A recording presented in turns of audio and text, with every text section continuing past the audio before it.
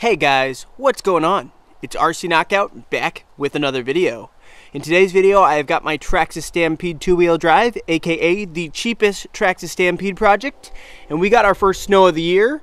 I thought, why not go ahead, throw on a set of paddle tires on the rear, and rip around in the snow. Now, I don't know how well this thing's gonna do being only 2-wheel drive, and the snow is very wet, so it's probably gonna stick to these front tires since they're not moving, but we're still gonna give it a shot. Now, if you're not familiar with this RC and the system I put in it, or the series, I should say, as the name implies, the cheapest Traxxas Stampede, this started off as the cheapest ready-to-run model you could buy. I think I got it for 160 bucks, probably like a year ago, and it started off with the XL5 system. I swapped in a cheap brushless system from Onyx RC, which is actually a Horizon Hobby product. This is a 70 amp ESC. It comes fitted with an EC3 connector, and it also came with this 4000 kV brushless motor. I got a lot of other upgrades on it, like these steel drive shafts I bought on eBay, which have held up great. Put aluminum shock towers from Atomic RC on the back as well as on the front. It's got the ESC slash receiver box platform raiser, so I can fit a taller battery underneath of this tray. Proline Badland tires mounted up on Traxxas Max wheels. I did have to use adapters to adapt it from 12 mil over to 17, but I am not running the adapters to run these Power Hobby 2.8 Rooster tires on the back. It's geared up slightly. I think I'm still running 48 pitch gears, but it is geared up slightly. And I've got a cheap 20 kilogram servo in there, or sorry, 25 kilogram servo in there as well. Oh, and I guess the last upgrade would be this hot racing servo saver. Oh, that's not the only thing. It's also got aluminum steering carriers and RPM rear hub carriers as well. I think that's everything. Oh, yeah, last video, actually, I broke this piece. So, last video, I was at the RC track, and I broke this rear part. I guess this would be considered a rear bulkhead support. And I actually had this taken off from my cheapest Traxxas Slash project, so I didn't even have to pay for a new one. Got that put on, so she's ready to rip again.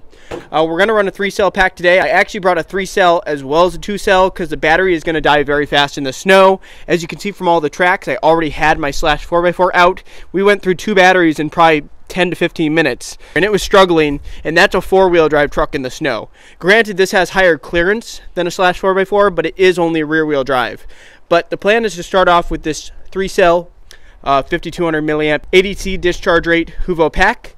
And then if that dies, I've got a 2-cell 5200 milliamp we can put in.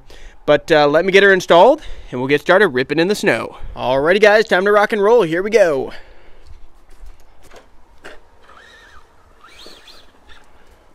Let's start her off with a launch.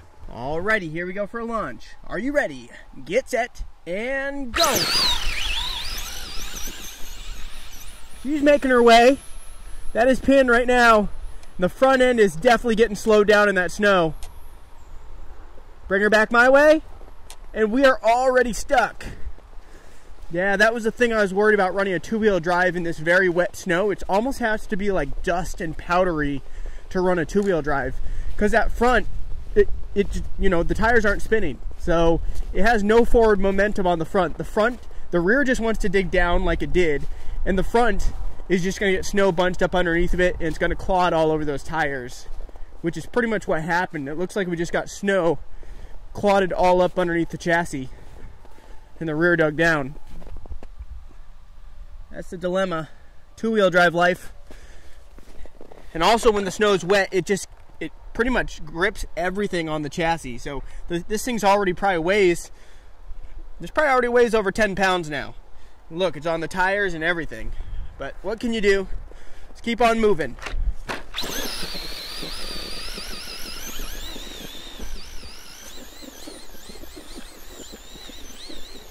I want to do a flyby, but it's hard to even gain any momentum. There we go. Keep her moving. Got to get those tires spinning. Here we go. Flyby.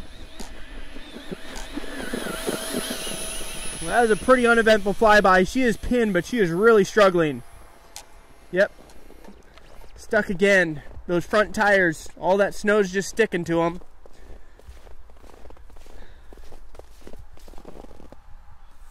What can you do? Oh, and the motor's already so hot. Don't know if you can see all the smoke coming off of it. Oh well. Need to knock some of the snow off real quick. Probably not the best way to do it, but...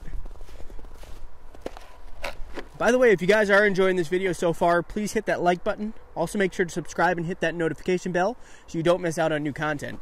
There's definitely going to be more videos to come with the cheapest Traxxas Stampede. Alright, I'll get into some of the ruts that I made with my Slash 4x4, so then we'll get a better launch.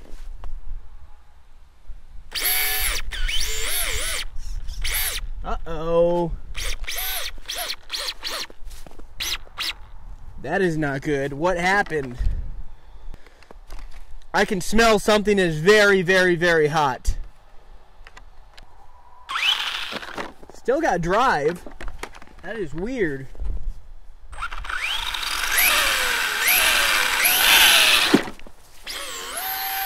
It might just be the slipper came loose, so let me go back to the car, investigate, and I'll be right back with you guys. Yeah, I mean, just going by the smell this thing's giving off, I would guess I just burned up the slipper pretty good. The slipper pads probably just got burned up a lot. That's what it smells like. Hopefully there's still some material left, and it's probably just that the little 7mm nut came loose, so I'll go back to the car and get this figured out. So sure enough, it was just a slipper clutch that came loose, so I tightened that nut back down, and we are back in business. Let me get the cover throwing back on, wheel back on, and we'll keep on ripping. Alrighty, round two, here we go.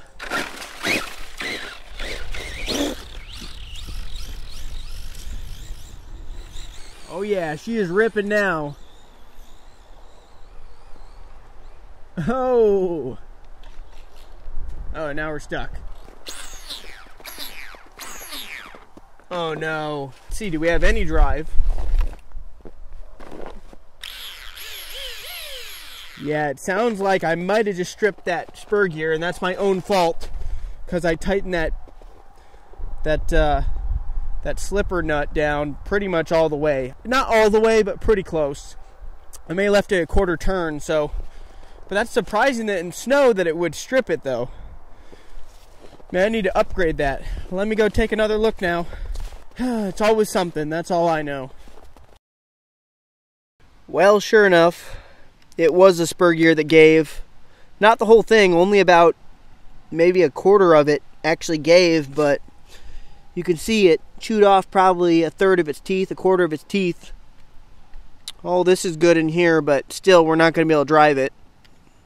All these ones are gone. So on that very unfortunate note, I'm going to wrap up this video.